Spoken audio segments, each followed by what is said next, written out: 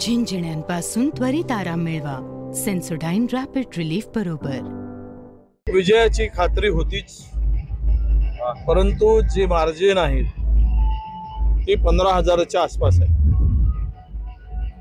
आणि मला अपेक्षा होती की 40,000च्या आसपास मी जिंकून येईल. ठीक आहे, जिंकणं हेही महत्वाचं असतं. मी 6व्यांदा विधानसभेत जातोय. माझी भूमिका विरोधकाचीच आहे आणि ती भूमिका माझी महाराष्ट्राच्या जनतेसाठी, त्यांना न्याय देण्यासाठी, त्यांचे प्रश्न मांडण्यासाठी, त्यांच्या हक्कासाठी लढण्यासाठी मी माझं कर्तव्य पूर्णपणे पार पाडेल आणि मला जे शक्य आहे तेवढं मी त्या लोकांसाठी करेल आणि यासाठीच विधानसभेच्या सभागृहाचा वापर नक्की होईल असा मला विश्वास आहे. राज्यात बरीच पडझड झाली आहे. महाविकास आघाडीचा मोठा पराभव महाविकास आघाडीला सामोरं जावं लागलंय. हे अनपेक्षित आहे.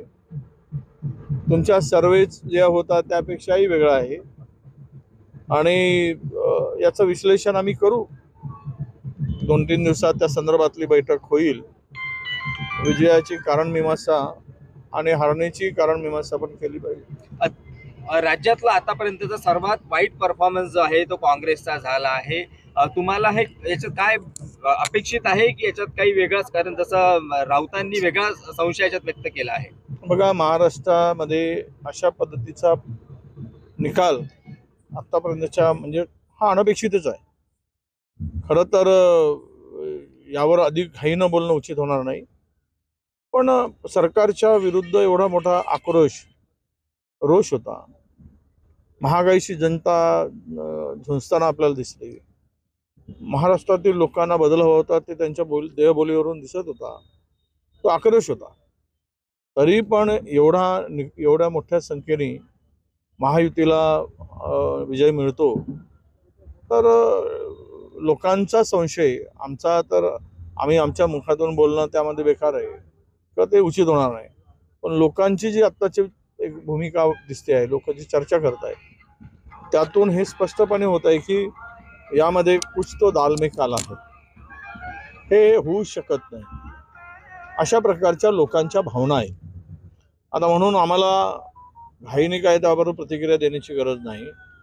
भारतीय जनता पक्ष सुद्धा 150 जागा लढवून एवढा परफॉर्मन्स असतो काय? म्हणजे 100% 150 लढायचे 150 जवळपास गेलेत ते. याचा अर्थ काय?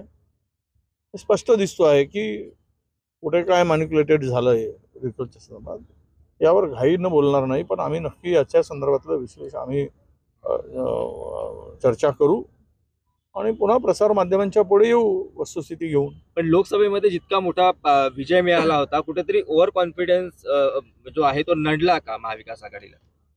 नाही, लोकसभेला मिळालेला निकाल आणि त्यानंतर आम्ही सातत्यानं कामात कार्यरत होतो. आम्हाला ओव्हर कॉन्फिडन्सचा विषय नव्हता. आम्ही लगेच विधानसभेच्या निवडणुकीची तयारी केली होती. परंतु काही जण म्हणतात की लाडक्या बहिणींचा इफेक्ट आहे. तो कितपत आहे आता ही चर्चेचा विषय आहे.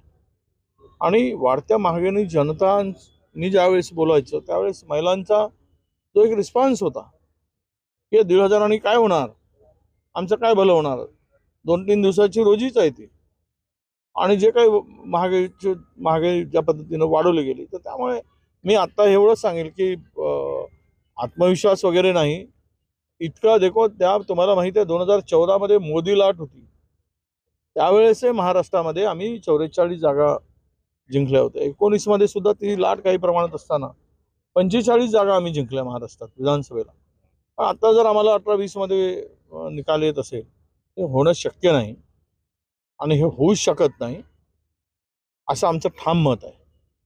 त्यामुळे याची कारणं शोधली गेलीच पाहिजेत. नाहीतर या देशातील मला वाटतं की विरोधक शून्य आहे, 0 झाल्यात, म्हणजे संपून गेलं आहे.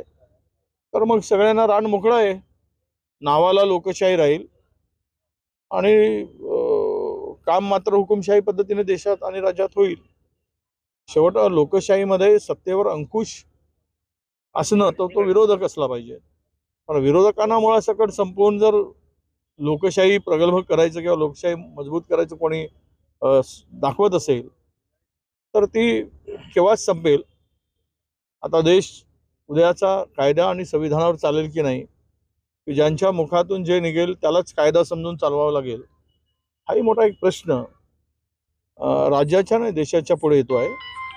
हा राज्य तर एक निवडणूक काही फरक पडणार नाही कोणाला, पण भविष्यात याच पद्धतीनं जर राजकारण आणि ज्या दिशेने वाटचाल चालली, मला अनेक प्रकारच्या शंका आहेत, पण मी आज त्या बोलणार नाही. त्या मी जरा 1-2 दिवस जाऊ द्यात, त्या संदर्भातली माझी भूमिका आमच्या नेत्यांच्या बरोबर चर्चा करून मांडणार. झिंझिण्यांपासून त्वरित आराम मिळवा सेन्सोडाइन रॅपिड रिलीफ बरोबर.